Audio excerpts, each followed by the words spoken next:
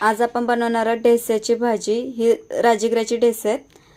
कढईमध्ये तेल, मोहरी, जिरं, ठेचलेला लसूण आणि कांदा टाकलाय।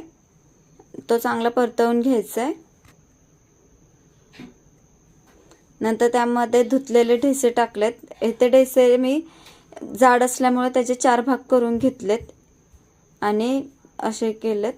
नंतर त्यामध्ये चवीनुसार मीठ आणि हळद टाकून त्याला 1-2 मिनिटं वाफ काढून घ्यायची आहे।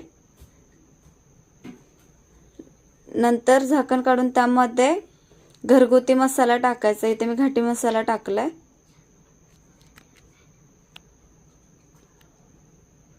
आणि थोडंसं पाणी टाकून त्याला झाकण ठेवून मंद गॅसवरती शिजवून घ्यायचंय।